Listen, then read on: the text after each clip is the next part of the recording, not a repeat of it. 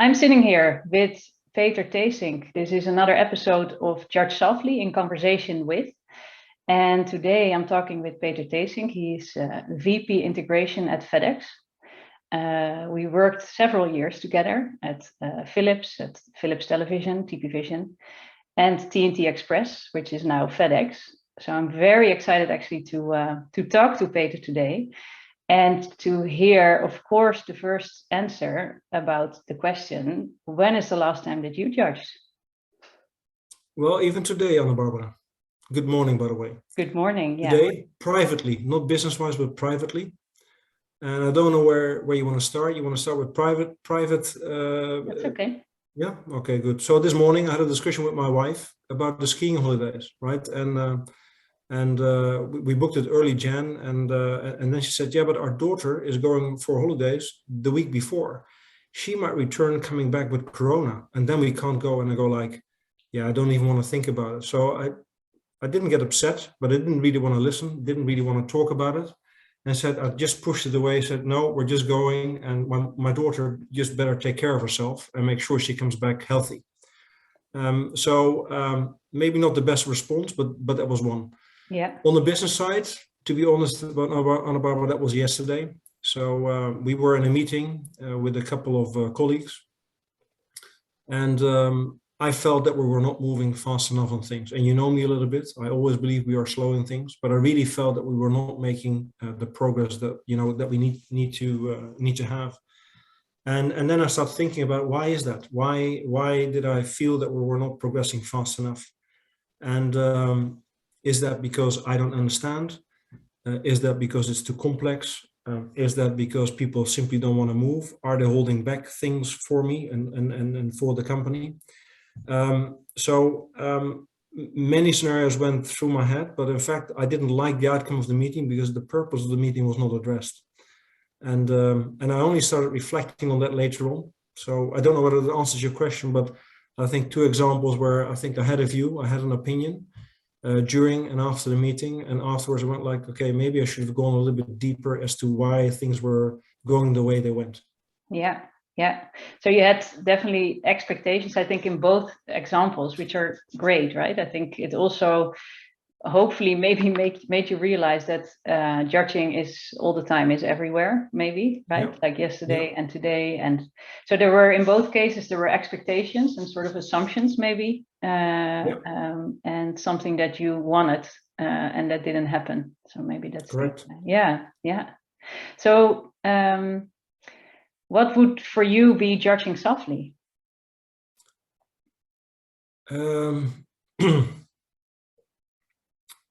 Judging softly to me would be that you don't jump to conclusions, in fact.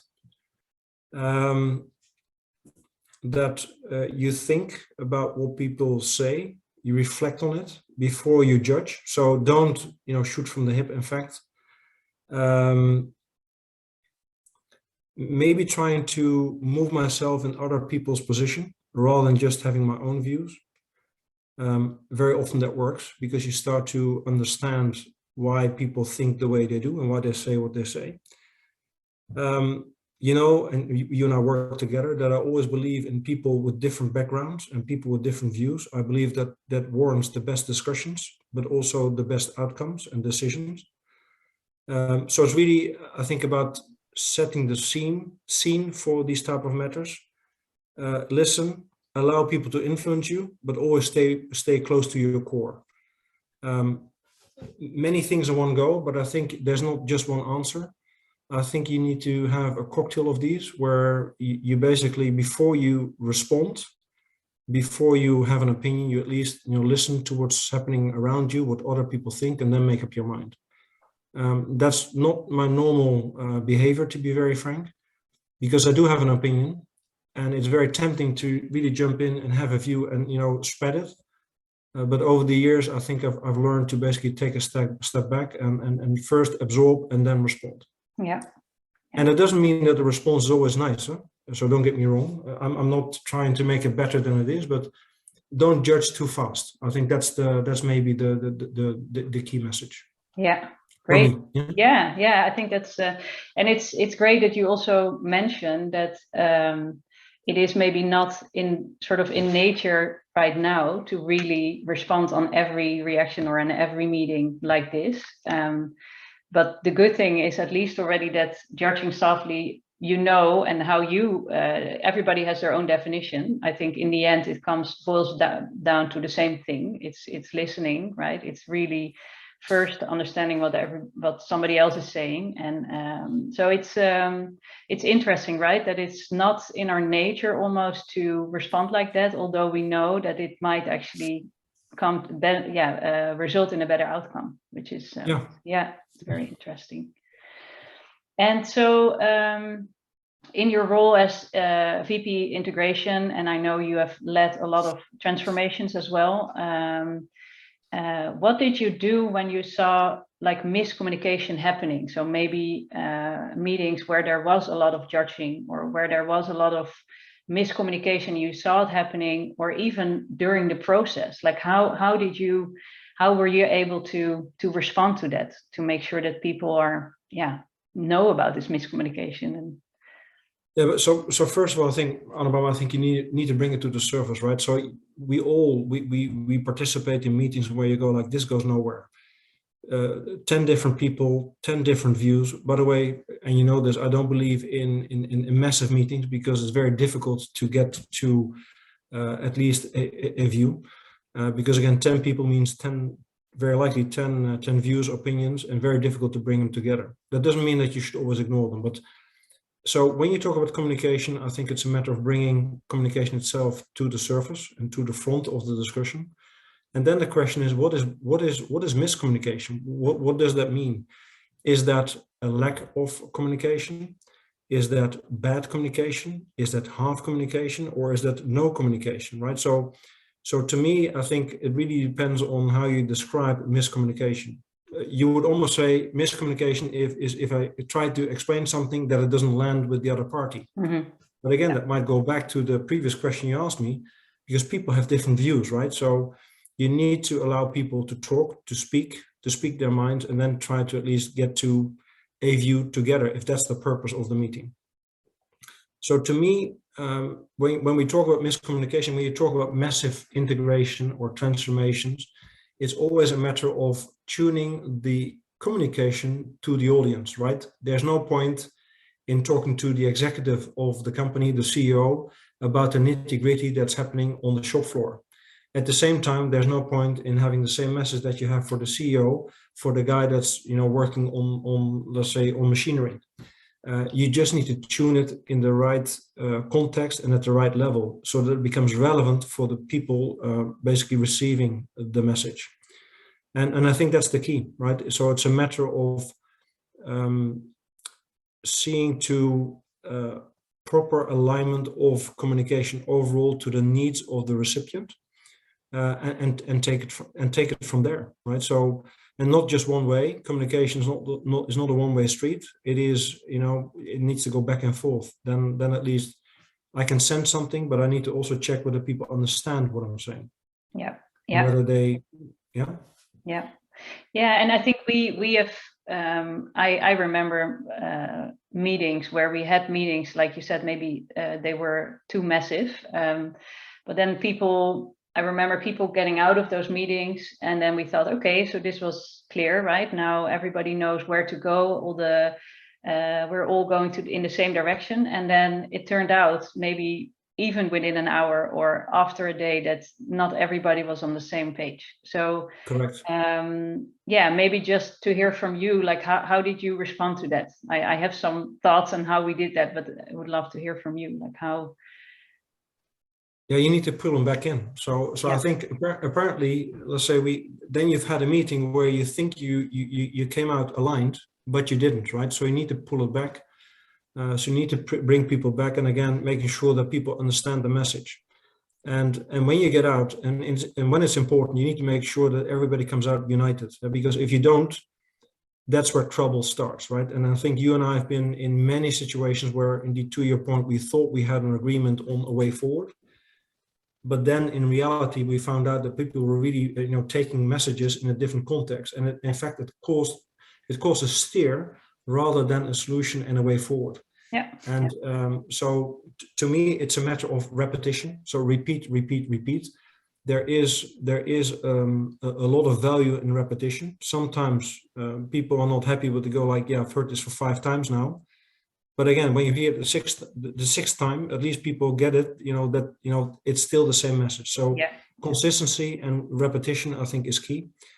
I think less in a way is more, Anna Barbara. So rather than coming out with full, a couple of papers on what you want to communicate doesn't really work. You need to, it's almost like snippets that you need to bring across.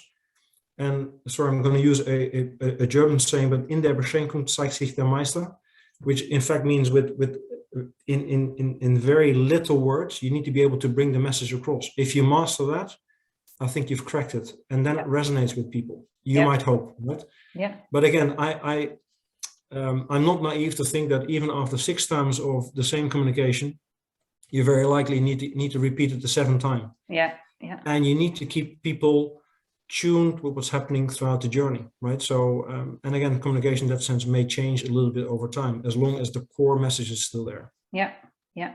Yeah. We've seen also different types of communication, right? Which for one person, an email works, for another, maybe like a live meeting, or so. That's also was something I think we realized as well when we did. Yeah. Correct. Yeah. The next question that I have is relates to the fact that while I was writing my book, I did a lot of research about judgments and how we as human beings react instead of respond, right? So unconscious reaction or subconscious reaction towards conscious response. And what I realized that, first of all, everybody judges, like we also just discussed, but also we judge even more if we get into an unknown situation. So as long as we're in the known, we are going through the same type of things, repetition, things that we do at work. As soon as there is a change going to happen, so there is an announcement like you have dealt with many times, then people start to get into that field of anxiousness, nervousness, and then judgment start. So have you experienced that, like when there was an announcement, first reaction of employees, how did you deal with it? So what did you see with several integrations or transformations that you announced? Different responses, Anna Barbara. So sometimes people were in shock, never expected this. And by the way, that's the minority, because the general response is, why did you guys not communicate this earlier? People feel things are coming. They just want to get the clarity, right? Get it out, right? Don't treat us, let's say, as dummies, because we know what's going on in the business. Step forward, be upfront, and just say, what's happening. That, by the way, I recognize this is very much a Dutch mentality, right? But a big part of my career, I lived and worked in Dutch companies, and that's the way people act. So they want to be aware of what's going on. And then, in fact, the response is very positive, because people appreciate that you do this, right? That you take them serious, you explain what's happening. And then you can start to build on the way forward, and you can have a proper dialogue. When people are in shock, I think it's a different story. To be frank, I didn't have that often, to be frank. But then obviously you need to follow a different path, and you need to communicate more. You need to explain more. You need to help people fill in for themselves what it means for them, because the natural response is, okay, what does this mean for me, right? So do I have a job going forward? Do I need to do the same type of things that I do? Is my job content changing, or will it be the same? Will it be in the same location, right? So these type of things. So change in general is difficult for people. But again, if you take them by the hand, if you're very upfront with them, honest as to what's going to change, in my personal that's my personal experience, and in my career, I've always seen that people, they start to rally behind things rather than starting to book things. So people want to leave and do things in a proper way. Yeah. If that's the starting point, things become easier. Yeah. To communicate. Yeah. Yeah. And it's interesting that you said that, right? So about this uncertainty. So people feel that something is going on, something is happening. Maybe they see new consulting teams coming in, or different parties, like what are they doing here in this office, in our office. And so things start to be uncertain already before the announcement. And like you said, so maybe, and then they start to judge, right? Because then Correct. there is this, hey, uncertainty, what's going on? So the sooner you communicate, the better. That's what you experienced as well. Yeah. Yeah. Once you've done that, so more your second question. So once the word is out, I think you need to set yourself a target, and not me personally, let's say with such a team. So what are we going to do next? You need to be extremely clear with people. You need to be very honest with people. Don't hold back on things. Make them part of the game rather than putting them on the side. No, make them part of the game, because then you get the best plans. Yeah. It's almost going back to one of your earlier questions. You need to do this together, right? Yeah. So, yeah. And when there's a need to explain, okay, explain it again, Yeah. repeat. Yeah. Yeah. Great. Well, thank you. Do you have anything else that you would like to share about judging, about Judge Softly, or any other things that popped up in your mind that you think, hey, that might be interesting as well to share? Well, what is interesting is when you don't really think about these things, right? So it's not like, you wake up in the morning and you go like, okay, how did I judge today, right? But or how did I judge yesterday? But the mere fact that you put the question out there makes people think, right? So it made me think, right? So, and you start to reflect on the way you do things, right? And again, the people change over time. I know I've changed over time. I do things differently now than I did in the past. But again, the nature of the beast will never change. So you should always be mindful of who you are, how you deal with things, but also how that impacts people around you. And I think, and again, I haven't read your book clearly, but I want to be surprised. But I think the mere fact that you put the question out there makes people think already, and maybe that's the biggest win. Yeah, well, thank you. That's exactly what I try to do with this, with these conversations, and I will continue with it. So next week, December 15th, my book will come out, so then you are able to read it. Well, very good. Yeah. So thank you very much, and we speak soon. Thank you, Anna Barbara. Take care.